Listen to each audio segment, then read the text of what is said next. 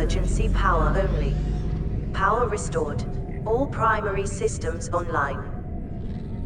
G'day guys.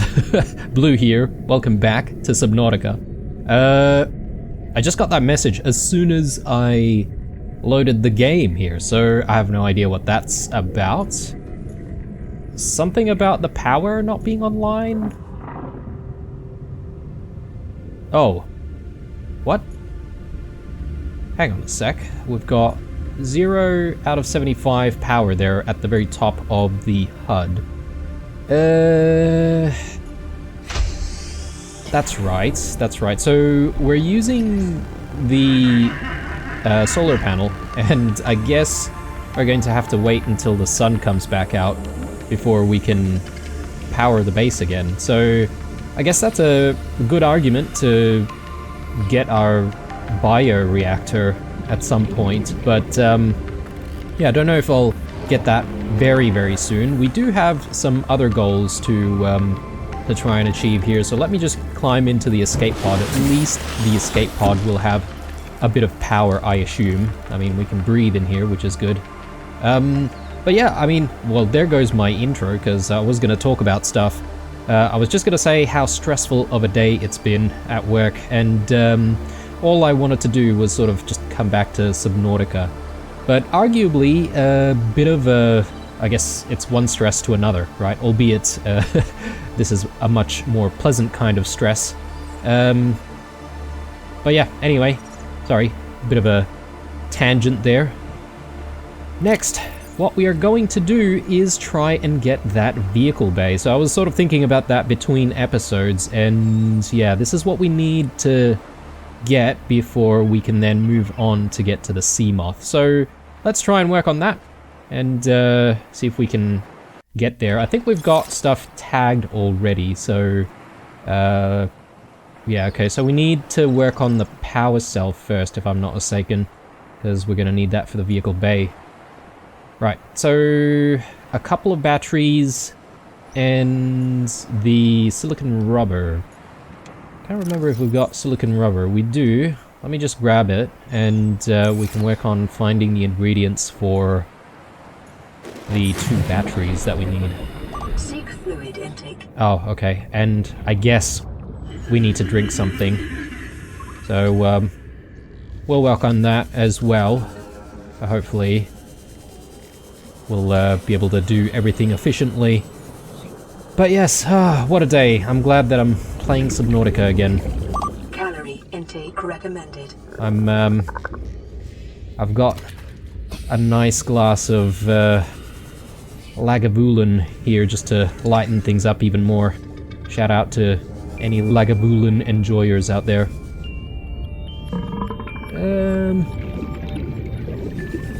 Yeah, I guess we should address our needs first, rather than getting too distracted with making the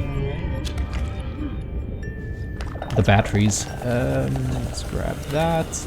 And yeah, I need a bit more food, I reckon. Oh, I haven't scanned this one. Oxygen. Oh. And almost forgot to breathe. Again. I feel like that's just going to be a running theme for this entire playthrough.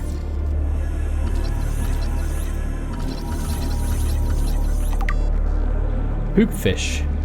Take that. I assume it's edible, but we'll have a quick look shortly.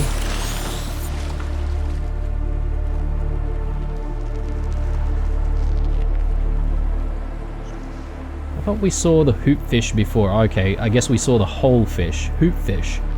Small school mentality prey fish with a unique method of propulsion and a distant relative of the bladderfish. Rather than swimming, this life form uses the fine green antennae which encircle its body to alter the composition of the water in front of it, allowing it to sail into the low-density space created. Purple-green coloration may be a camouflage adaptation for mid-range light wavelengths, possibly indicating the hoopfish is more active at dawn and dusk. Behavior.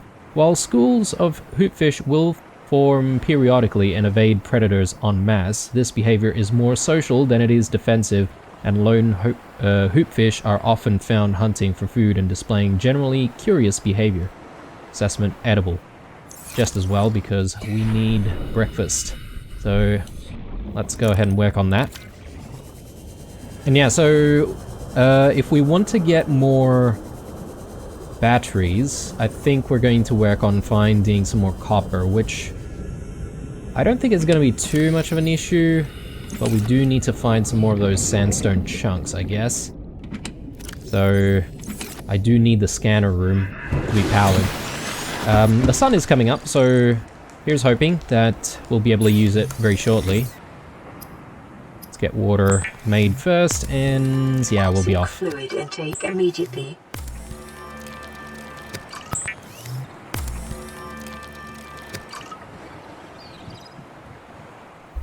Yeah, so if you guys see me sort of be a little bit idle every now and then, that's because I'm enjoying my own form of hydration.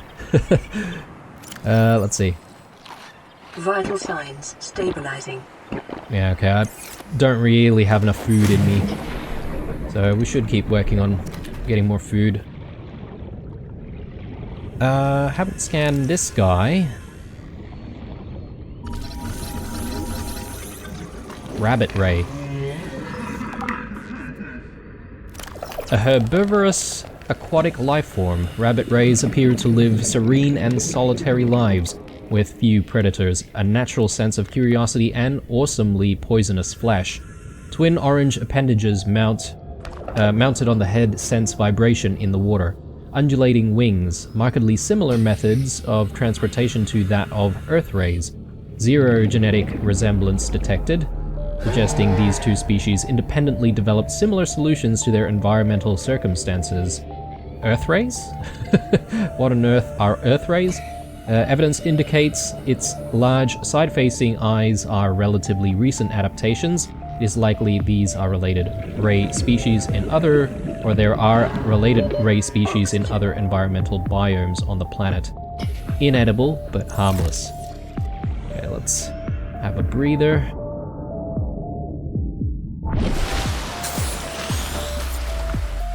Great. Okay, so is the hab powered now? We shall find out. Welcome aboard, Captain. Yeah, okay. It definitely looks like it is powered. So this is going to be a bit of a problem for us at some point, I'm guessing. I mean, well, it's already introduced itself as a bit of a problem just before.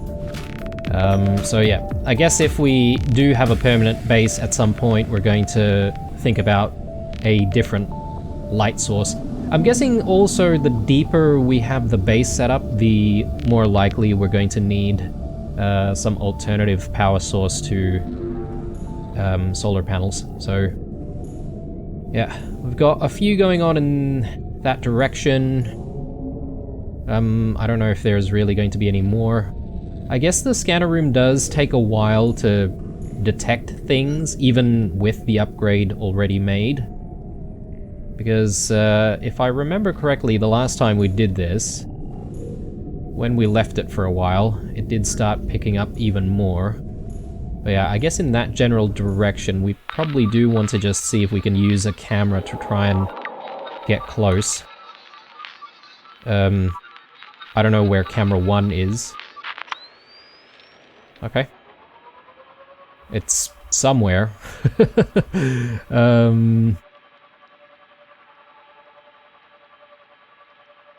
Why are we not picking up the signal, though?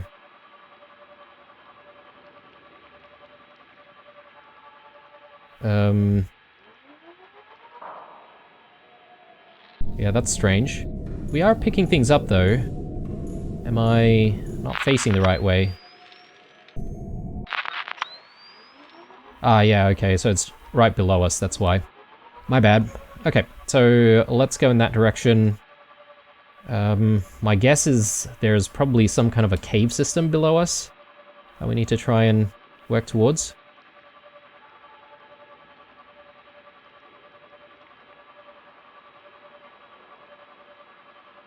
It is the sandstone chunks that we need to work on, isn't it?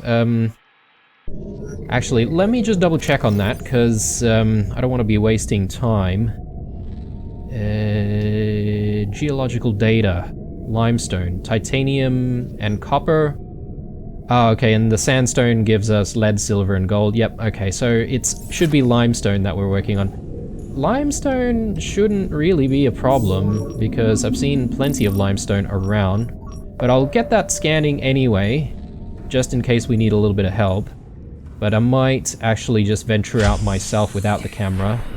And I think we should be able to find what we need. There's that big coral tube that we were working on in the previous episode, which we haven't exactly gathered everything from there, so yeah, just over here. So hopefully we'll be able to find all the copper we need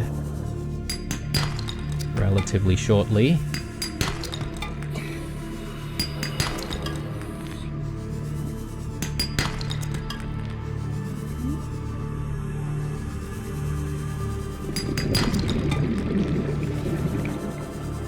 So how much do we have? Got 3 pieces of copper. I guess we should maybe continue to see if we can find any more. Oxygen is going to be a problem soon. We just got to keep that in mind.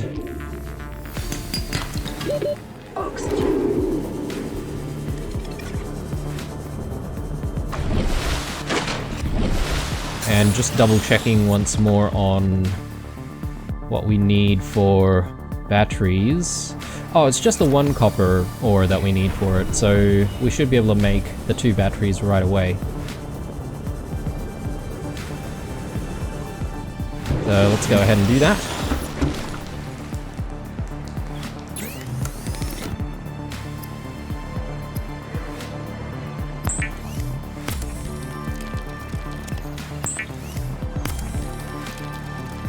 Perfect, so now we have a power cell. Wow, okay. These things are gigantic apparently. And yeah, we need titanium ingots and lubricant. Lubricant we do have. So let me just fetch some lubricant. Just as well, we only have 1. And yeah, we need more titanium to convert into the ingots. So 1, 2, 3, 4, 5, 6, 7, 8, 9, 10. And that should give us 3 ingots if I'm not mistaken.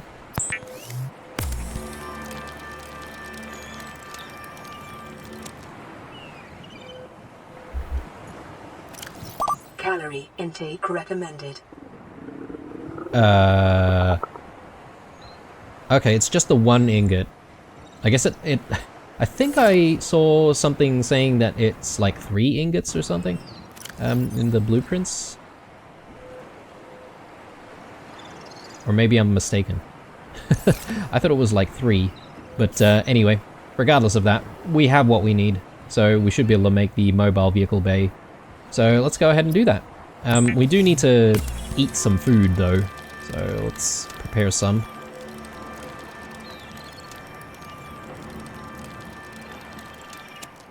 Beautiful. Alright, and food.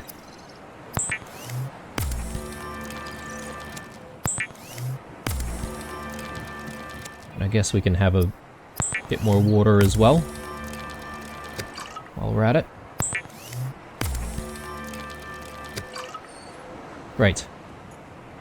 So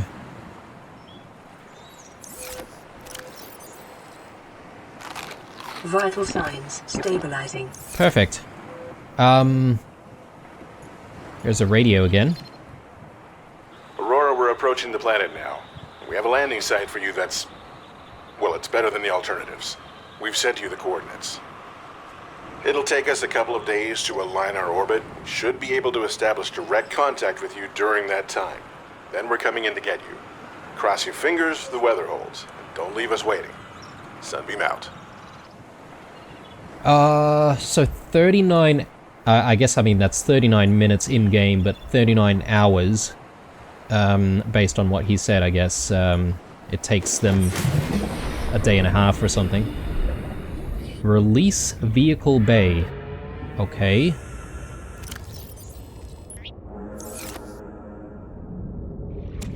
I guess I need it in the inventory. My bad. So...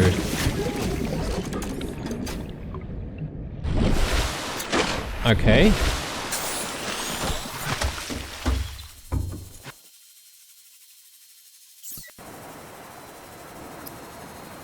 There we go.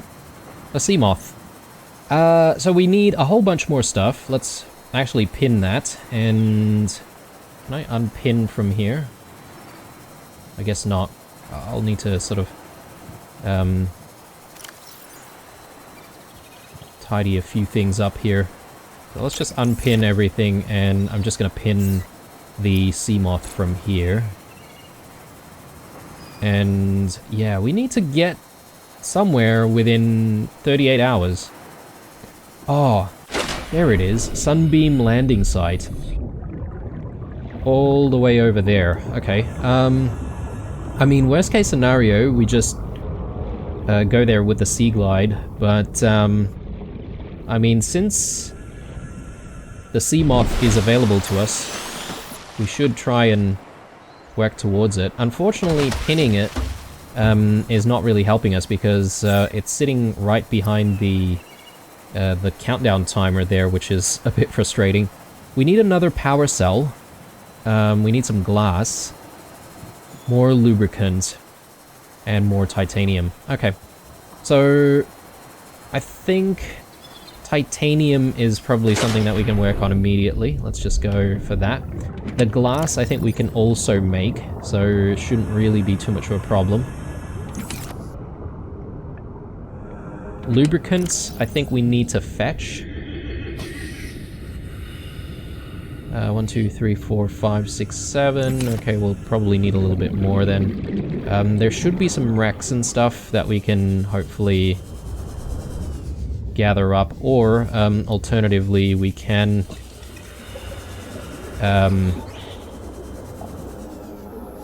scan stuff that we've already seen before.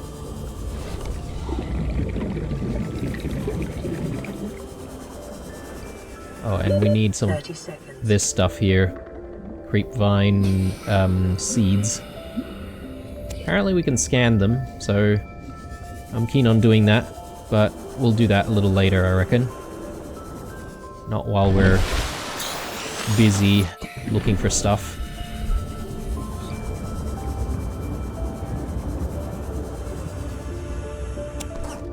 That's what we're looking for.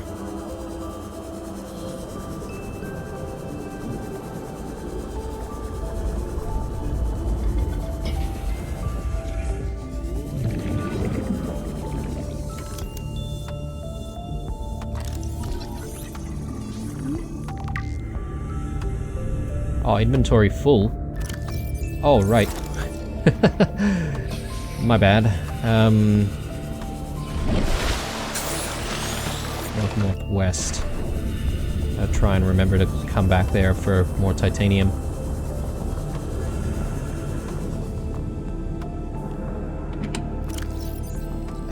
Let's drop in...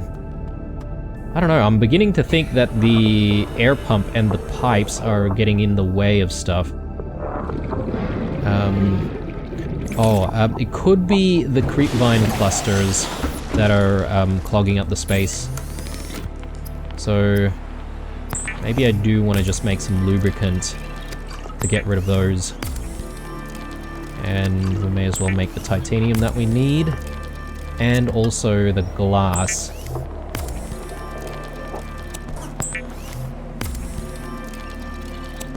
Okay. Now we can make the titanium.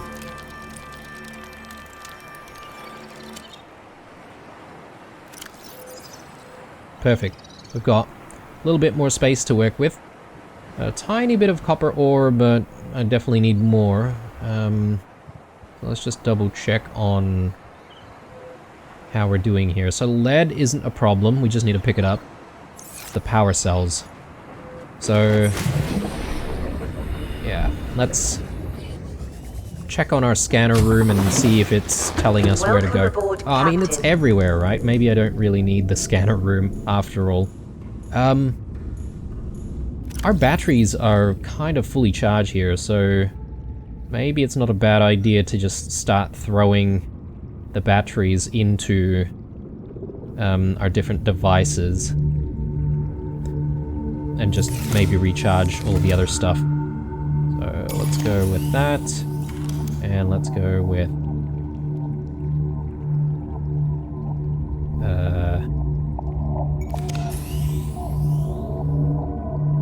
that, and let's go with that. What about our torch? Torch is still full, and I don't mind leaving our repair tool without a battery, because my plan is to just swap out the torch battery when I need it. I think that's a decent idea. So yeah, let's get that charging. Yeah, I guess power is going to run out at night. That shouldn't really be too much of a problem. Okay, so let's go ahead and maybe return to the big tube. I'm just sort of looking at the amount of time that we have before our rescue arrives. So definitely want to make it out there. Make sure that we make contact. This is what I'm looking for. Oh god, I am not looking for you.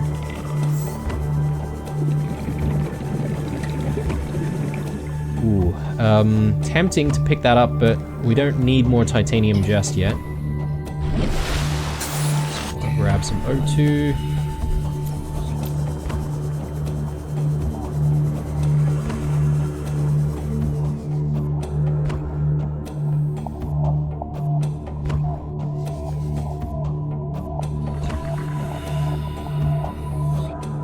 These explodey guys. I might not worry about going that way just yet. I don't need the sulfur. I think we have another copper already, so I might turn back and oh god. Yeah, here we go. I was getting nervous there for a second, thinking that we're about to get lost and subsequently suffocate. It's not a pleasant experience. Alright, so... Oh, my bad. We do need the acid shrooms. Forgot about that. So that should be enough.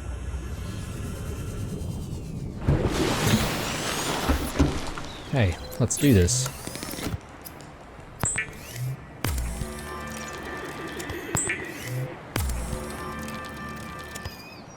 Nice, and I just need a little bit of silicon rubber.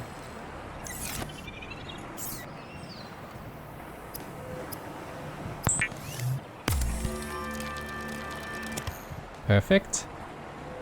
Do I have everything? I think I do, but let's just double check.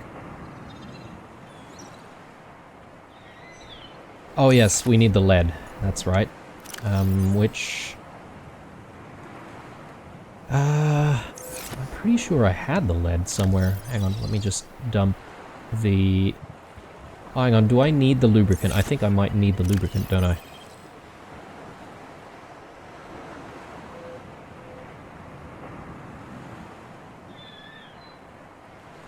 Okay, just one. That's the lead that I'm looking for, so... I think we might have some lead in one of our lockers here. Or crates, or whatever you want to call it. So, yeah, that should do it.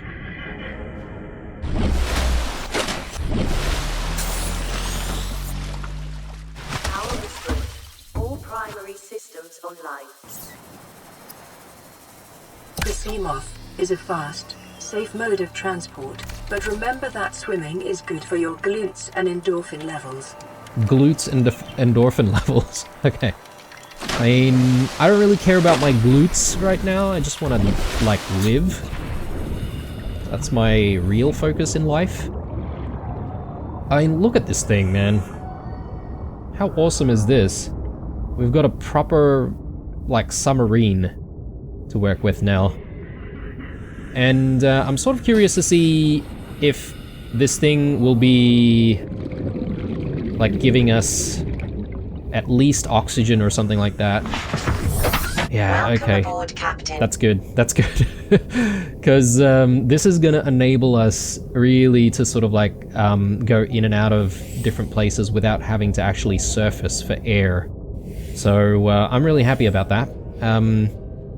And just in time as well, because we do need to go to the Sunbeam landing site. It's 1,000 meters over that way. I don't think it's going to take us too long to get there. I can see that this needs to be powered as well. So 1,000, sorry, not 1,000, 100 energy. So we're full at the moment, but that's obviously going to be a problem at some point. Let us deal with hunger and thirst and stuff before we commit to going in that general direction.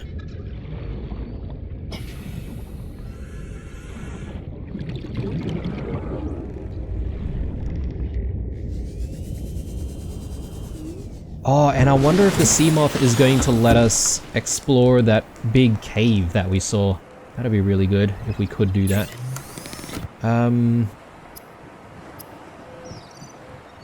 Ah, yes, that's right. We've got a couple of new items here that we should look into as well. But yeah, let's focus on food and water.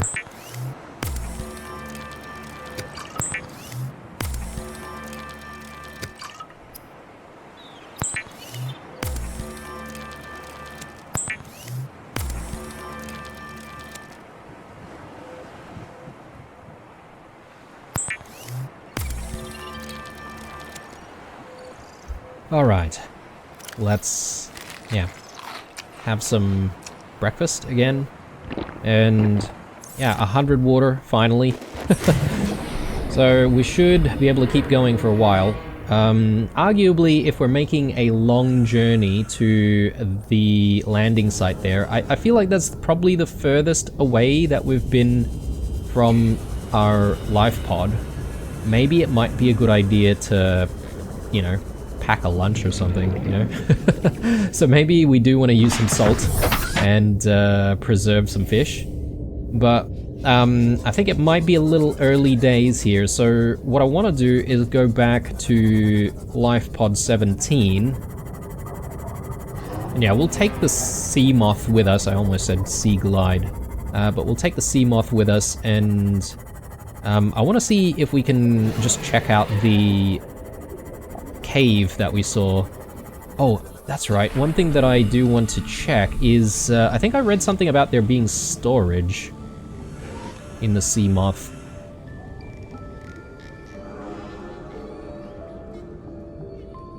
Where do we find storage?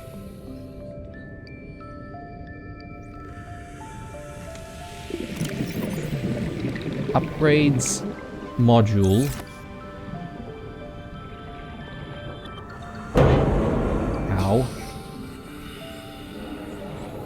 Yeah, I don't exactly see where the cargo storage might be.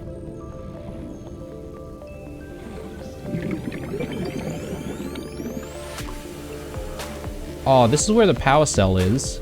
And you can access the power cell from there. Maybe we can charge the power cell at the charging station. Is there no storage? Am I just dreaming that up, or... Anyway. We'll reinvestigate a little bit later. Okay. So we can turn the lights on and off. I guess that might conserve some power. But yeah, just to give us an idea of the rate of us using energy, we're already at 98 at this point. I did read some comments suggesting that we should keep scanning things that we have seen before, because apparently we might learn some new things by doing that. I mean, I guess I'm not really against it, but I just don't want to clog up the inventory, that's all. Oh, another thing that is a concern is if we leave our Seamoth somewhere, like, how do we find our way back to it?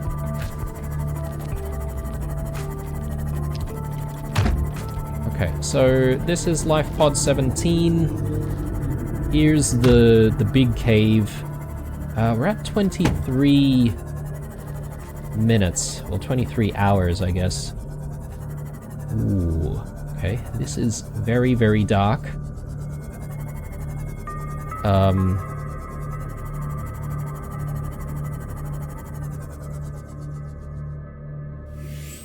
Wow. Look at this. I was not expecting anything like this. Warning, maximum depth reached. Hull damage imminent. Oh. We've just taken some damage there. I can see that we're at 80 hull integrity. That's not great. The conditions in this cave support a microcosm of unique, possibly predatory life forms. Detecting an artificial structure somewhere in the region. Well, I did see something just there. What was that? Oh, it's one of these guys. Yeah, we've seen them before.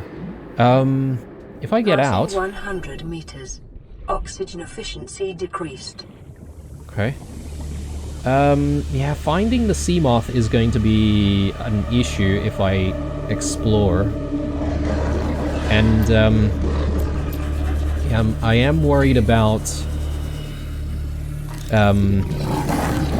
Oh, Jesus. A sand shark. Ow! 30 seconds. Passing 200 meters. Oxygen efficiency greatly decreased. Oh, man. Okay. So, we've been presented with a few more challenges now. So, passing 100 meters is already bad enough, but then passing 200 meters is even worse. So, I feel like we need an even better oxygen tank, or... I don't know. Some way to be able to pass... what is this? What is the depth at the moment? Yeah, 174. I guess 200 might be like the limit for the vehicle itself. But yeah, I guess we can sort of hang around near the Seamoth and try to scan stuff. Jelly shroom. I do want to read a few things. We just go back in and... yeah, in the safety of our Seamoth, we should be able to read a whole bunch of stuff. Sand shark, a powerful medium-sized predator that burrows into the sand and ambushes its prey from below. As with many predators, it may be possible to temporarily distract sand sharks by feeding any hungry specimens that draw close. Forward dorsal fin. The unusual location of this fin suggests a purpose unrelated to movement through the water. It may be employed in shifting sand beneath the surface or in mating rituals, or may simply be an evolutionary dead end. Segment exoskeleton. Thick armor plating renders the sand shark almost immune to attack from above. While it is capable of impressive acceleration, its exoskeleton prevents it from changing direction quickly. The sand shark is thus a perfectly designed ambush hunter, but ill-suited to sustained pursuits. Feet. Ill-designed for ambulation, likely used to disturb the surface of the sand so the life form can burrow into the ground. Assessment: avoid. Be vigilant for ambush in sandy biomes. Okay, and I think we picked up something else, the jelly shroom. A life form unique to a microcosm located in a cave system deep within the grassy plateaus, where a high concentration of carnivorous life forms wards off smaller predators. Consists of a tough trunk-like base from which grows a fragile purple membrane. Membrane structures suggest vulnerability to predation, but evidence thereof is lacking. Unknown defensive mechanisms, possible symbiotic relationship. Yeah, I don't like this place already with the depth, but then apparently there are carnivorous life forms in here. I do see stuff in the distance there. They don't look very friendly. We did hear about like snake-like monsters or creatures or something from one of the radio entries as well. So look, I'm gonna try and push a little further here because we do have up to, I think it's like 200, right? Like, so if we park right here, I don't think we'll take damage. But then diving 200 meters. past 200 meters. Efficiency greatly decreased. An I can even grab one. But yeah, we are losing oxygen really, really fast. So I need to be extra careful about Welcome aboard, Captain. how much oxygen I have remaining. Redwort.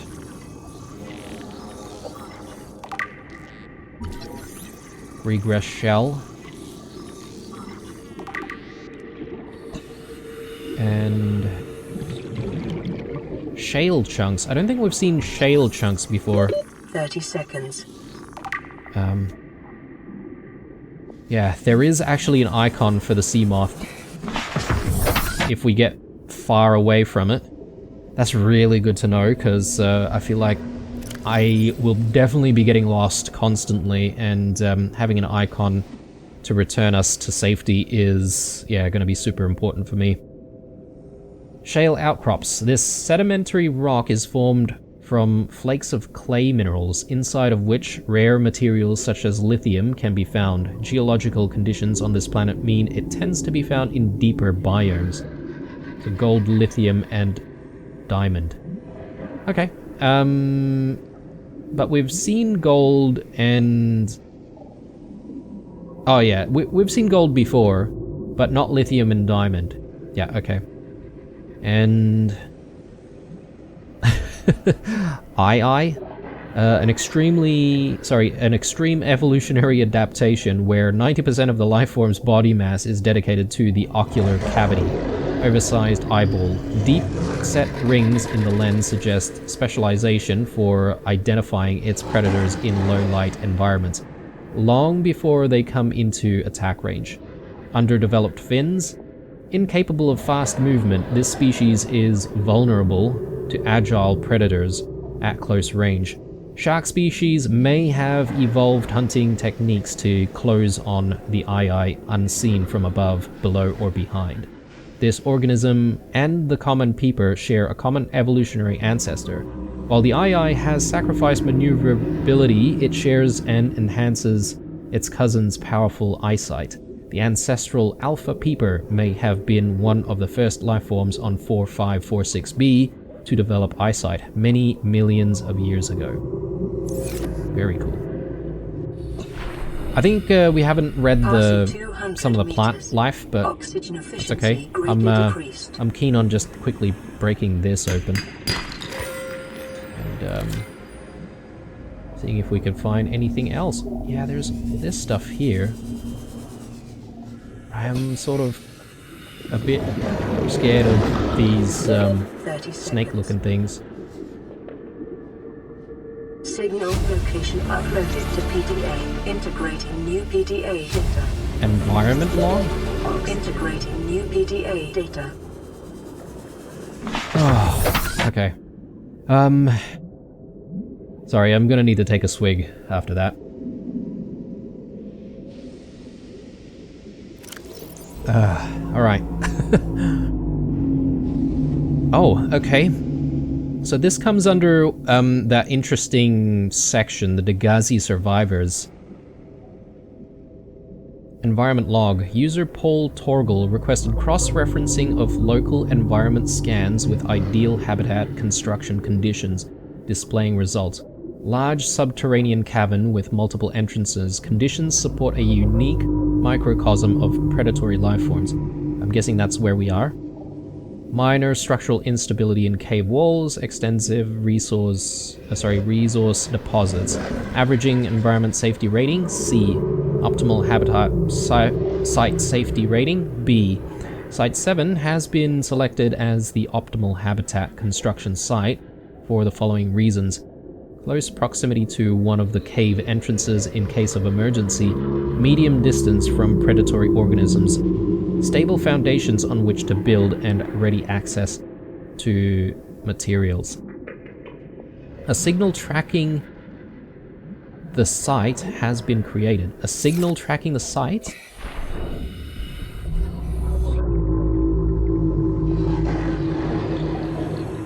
Proposed Degassi habitat.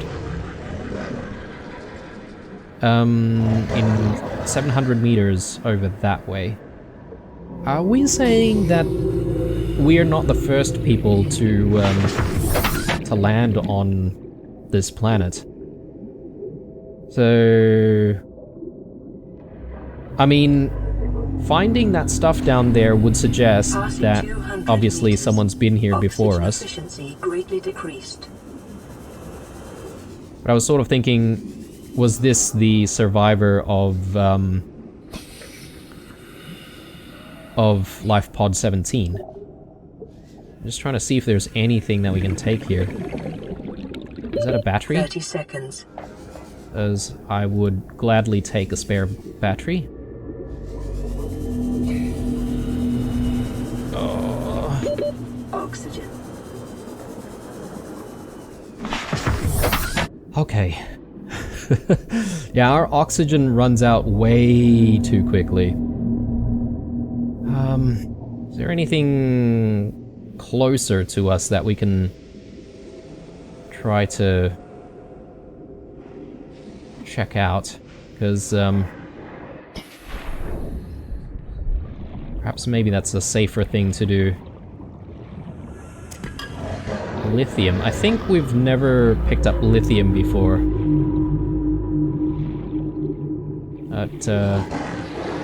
Magnetite.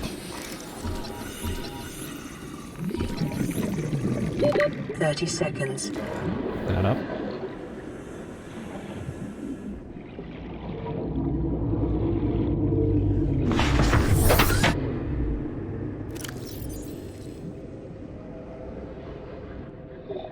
Magnetite is an iron oxide valued for its magnetic potential, amongst other qualities. It is used in many Federation technologies, including sonar and torpedo systems. Assessment essential for advanced fabrication. Oh, okay. Good to know. So, I guess some of the materials we're going to need will come from this cave.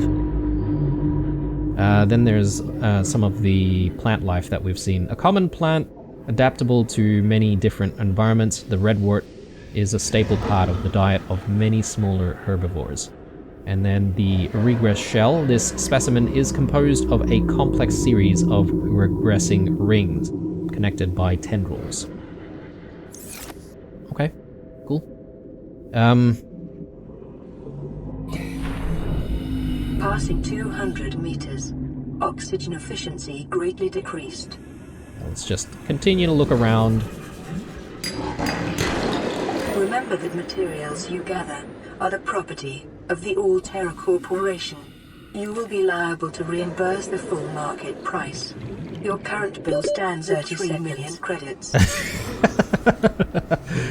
I like how we get warned, like, as soon as we pick up some diamond. Let me have a look at that. Yeah. I actually haven't scanned the diamond. I wonder if all of the minerals are scannable. Possibly. We're at 9 minutes on the timer though, so I think we want to make a move. And perhaps maybe the first thing that ow, okay. Yeah. We are at 56? Hull integrity? That's actually not promising, is it?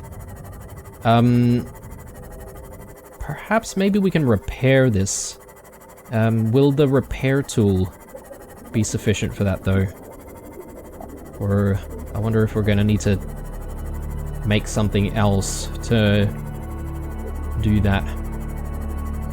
Anyway, I am just headed home to see if we can do a couple of things here. So just make a little bit more water. And I also want to maybe cook some preserved foods as well. Just so that we have a little bit more to work with while we're so far away. So let me just grab some ingredients. Now we do have a few things. Decomposing cooked boomerang. I'll drop that. The other predatory fishies can enjoy that.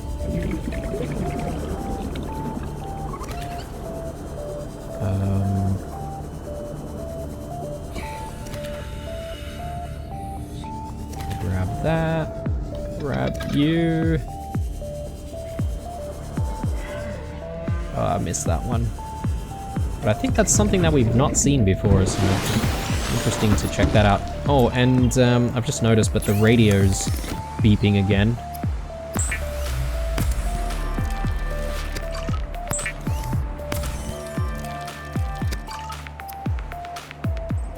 Oh, we need some salt, don't we? Do we have salt? I think we have some salt. Perhaps, maybe...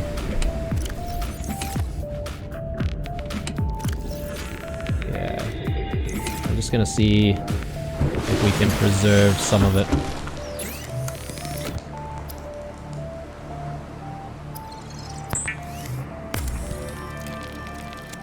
So we don't need to eat right away, but I'm guessing we will need to eat sometime soon.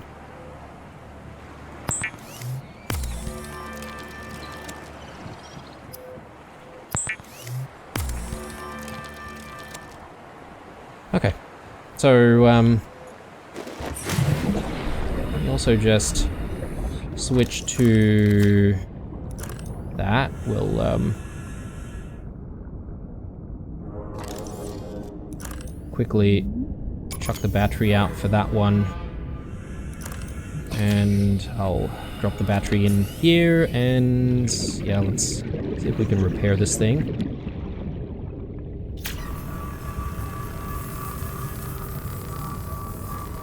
Brilliant. Welcome aboard, Captain. Okay.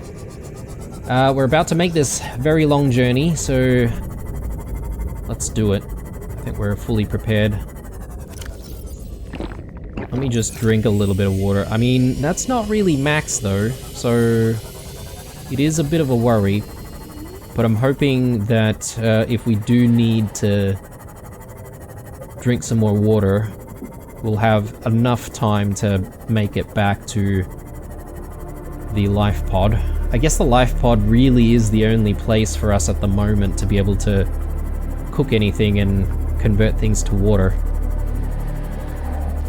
But yeah, it's not really going to take us too long at all to try and get to this Sunbeam landing site.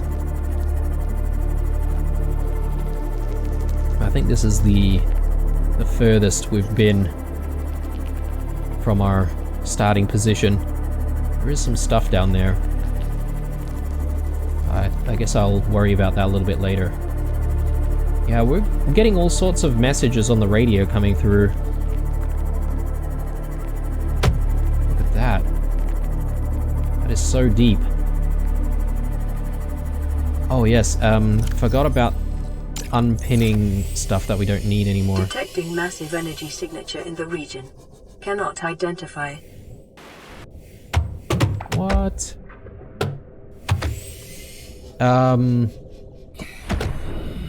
Seems to be like a pretty big landmass.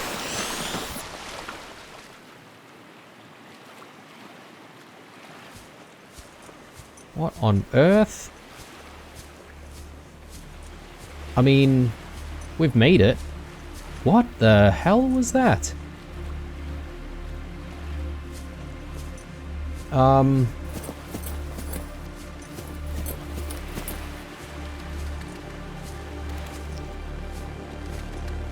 Okay then. Hope those things aren't hostile. But, I can come back and scan it later, but I'm sort of interested in checking out what this thing is.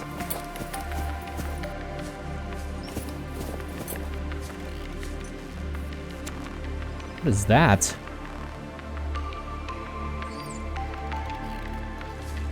I guess maybe it's something that we use with this structure. So I guess we're not the only sentient life on this planet. Maybe there's some alien or sentient alien life forms on this planet. Perhaps.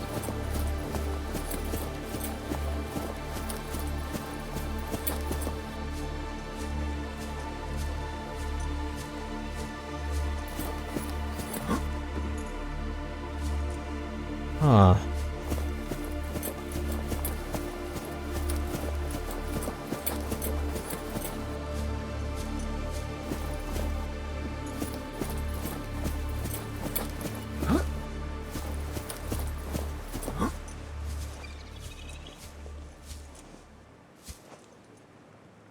There's some kind of a wreck down there.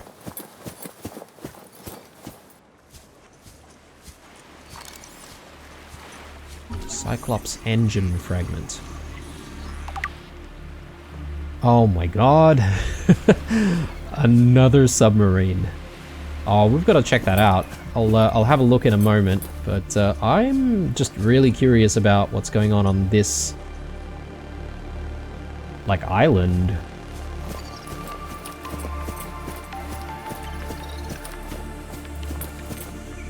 There's all sorts of other stuff here.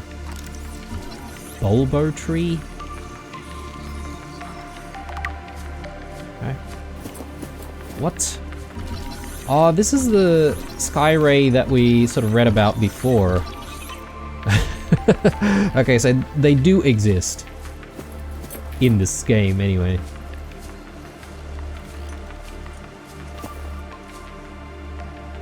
What the hell is going on, guys? This game is getting weirder and weirder. Okay, we're about a minute away from needing to... Yeah, I have no idea what's going on here.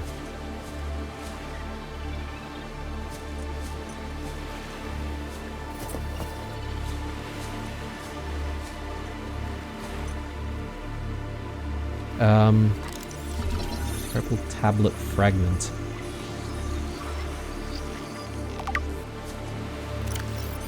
This carbon-based device is lighter than it looks and features a symbol which resembles a U, lit up in purple. Despite the onboard power still functioning, algae growth on the exterior indicates it was abandoned hundreds, perhaps thousands of years ago. While the technology is far beyond Federation levels, and there is no obvious way to interface with it, it should nonetheless be possible to fabricate a precise physical copy of the device, if necessary. Ah. And... Right.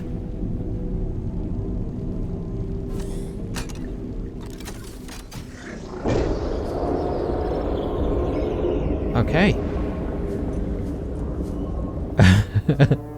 Okay then. We're at a few seconds left, so let's just go back to where we needed to go. Because, I mean, presumably this is our ticket out of here, right? But... Survivor, we see you. Man, I don't know how you held out down there. We broke an atmosphere, and we're descending towards the landing site. What the hell? Is that a building down there? What do you mean you can't identify it? Hold on.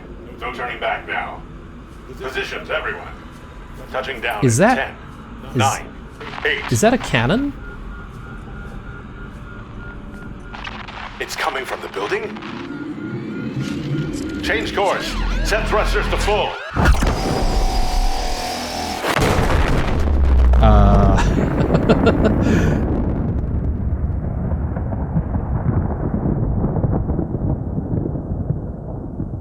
But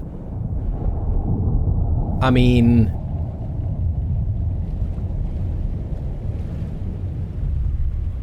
they were supposed to be our ticket out of here, though. Okay. Well, that explains why things seemed to be a little bit too easy. And I thought the game was going to be a little bit too short if, if that was our way off the planet. But I can see that we've got a lot of work ahead of us. So we might have to, I don't know, maybe destroy this thing before we'll be able to even make it off planet. Because if this thing's shooting stuff down, then no matter how many times we make contact with, you know,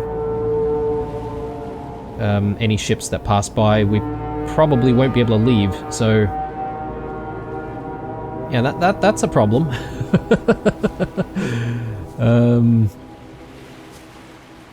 Alright, let's actually come back here, because I feel like maybe we do need to explore the interior of this place and sort of figure out what's going on.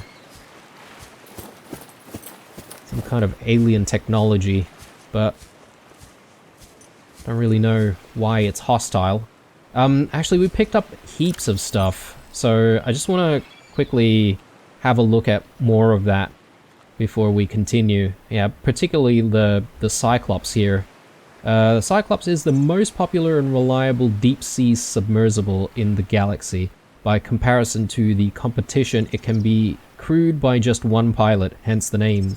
It features 3-speed manual piloting controls and forward observation deck for precision maneuvering, dry dock transportation, maintenance and recharging of scout vehicles, extensive storage solution in the keel hold section, internal and external video feeds, onboard AI for threat detection, extensive customization options, advice for captains. Higher speeds generate additional noise, which may attract undesired attention. Power consumption, engine off, 0%, slow, 25%. Yeah, okay. Makes sense, I guess. Silent running mode may be activated in conjunction with any speed setting to reduce noise close to 0 at a substantial additional power cost. Cyclops upgrades may be fabricated at the terminal in the engine room and installed at the neighboring panel. Ratings: top speed 8 meters per second, acceleration 3 meters per second. I'm not entirely sure how to read that. Sorry guys. Power replaceable power cells, dimensions persons 1 to 6 NB. The Cyclops does not feature habitation quarters. It is recommended the captain draw up a rota to decide who gets to sleep in the corridor each night. Okay, so it's pretty cramped. Automatic fire suppression, hull damage and high speeds increase fire risk. Automatic fire suppression, okay. Emergency ballast. In the event of full system failure, this vehicle will sink. Sure, okay. Good to know. And yeah, we saw a whole bunch of stuff from the island itself. Or actually, no, not too much. We've already read the slab thing that we just placed down. Bulbo tree. The bulb-based flora, which roots to the ground and sprouts turquoise leaves. Analysis suggests the sap produced by this plant is poisonous to insects, but can be harvested and consumed by humans for its high water content. Edible and high water content. Cool. Actually, that's really good to know. Do we have any nearby? Because I would like to give that a try.